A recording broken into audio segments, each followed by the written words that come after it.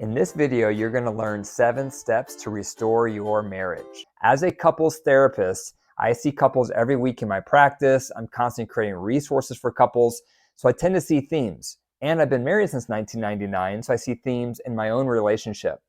And today I'm going to talk about 7 ways you can improve your relationship.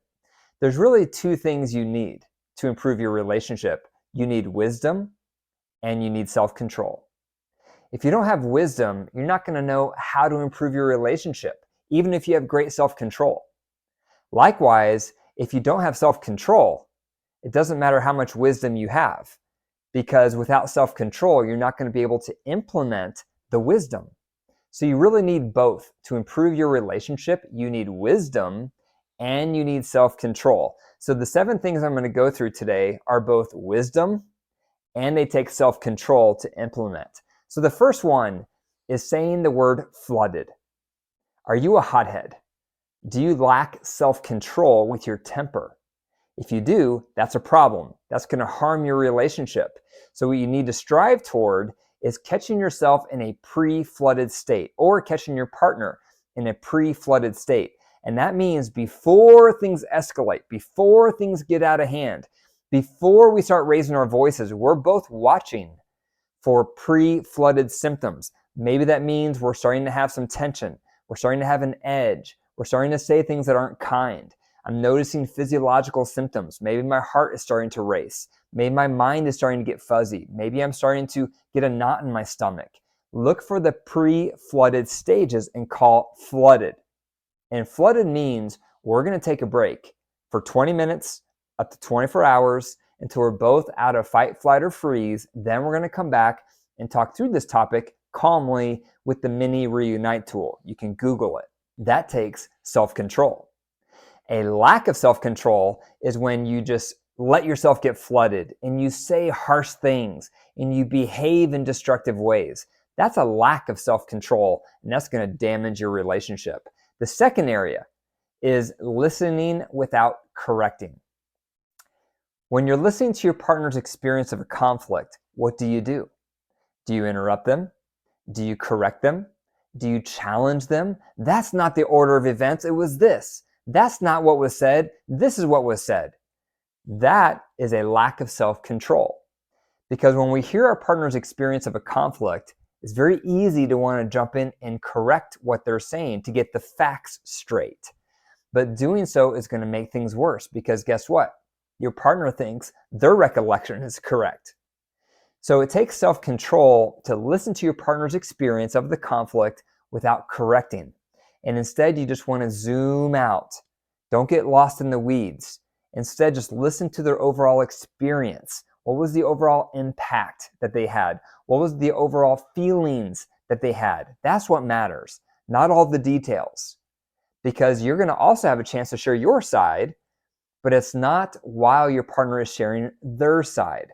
So, do you lack self-control when listening to your partner's experience of a conflict? If you lack self-control, that's going to harm your relationship. So practice self-control.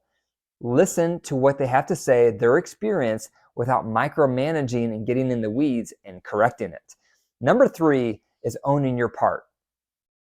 Are you in the bad habit of lacking self-control when you have a conflict, or in your mind by blaming your partner without ever considering, what did you do that made that worse? What was your part? How did you contribute? A lot of us are guilty of this, and this takes self-control. When you have a conflict or you have a resentment with your partner, it's easy to ruminate on it's all their fault. They are entirely to blame. It takes self-control to also think about, what did I do that made this worse? What was my part? How did I react? What about my response inflamed that scenario? Did I have a misconception in my mind, an unrealistic expectation? Did I have a negative assumption? Or was it something behaviorally I did? Did I say a sharp word? Was I defensive? Most likely you did something that made it worse. And so you might be lacking self-control by not looking at your side of the equation, because human nature wants to just blame. It takes self-control to also think about, what did I just do that made that worse? Number 4 is asking for feedback. Do you ever ask for feedback? It takes self-control to ask for constructive feedback from your partner. How often do you ask them what you could be doing better as a spouse? How often do you ask them how you could be improving and making them feel loved? You probably never ask that question. And the reason? It takes self-control. Because then when you receive that feedback, all you're allowed to say is thank you for the feedback, and then you mull it over while you're looking for the kernel of truth. That takes self-control. A lot of us don't have that self-control, and so we never ask for feedback. And then our partner gets bottled up, and then they blindside us, and then we get defensive. So if you want to avoid that trap and you want to improve your relationship, practice self-control by asking your spouse, what could I do better as your partner? How could I improve for you? And then whatever they say back, do not get defensive. Instead, say thank you for the feedback, and you mull it over and you think about the kernel of truth. That takes self-control. Do you have that? Do you have that ability to ask that question and to only say thank you for the feedback? Do it and practice self-control, and that will make your relationship better. Number 5 is compromising. Compromising takes self-control because we want our way. A lot of us don't want to compromise. We don't want to give in. We don't want to negotiate. We don't want to give up some of what we think we should do in a certain situation in our relationship or with parenting. We want to do things our way. So it takes self-control to not do things your way, but instead negotiate with your partner. Bounce the ball with your partner. Learn to meet in the middle with your partner. That takes self-control. My wife and I have both had to work on this issue for 2 reasons. One, I was raised with a parent who was very permissive. She had a long rope. My mom, I didn't have very many rules. If any rules, I came and went as I pleased. And that developed a very strong will in me that I got to do whatever I wanted. And that tendency followed me into my marriage. And so when it came time to compromising with my wife, I didn't want to compromise. I just wanted to do things my way. So I've had to learn to compromise. My wife was very similar. She was raised as an only child. So she never had to share. She never had to compromise. She never had to give and take. She always got exactly what she wanted because she was an only child.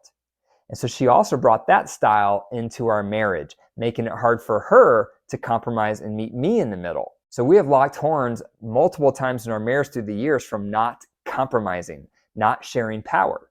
It takes self-control to share power. We've gotten way better at it, but it is something we have to keep an eye on because it doesn't come natural to either of us. What about you? Do you compromise with your partner? When you want something or you think a certain way, are you willing to negotiate? Are you willing to meet your partner in the middle so that they also have a voice? Any decision that's going to impact your partner, big or small, they need to have a voice on it, just like you do. That takes self-control.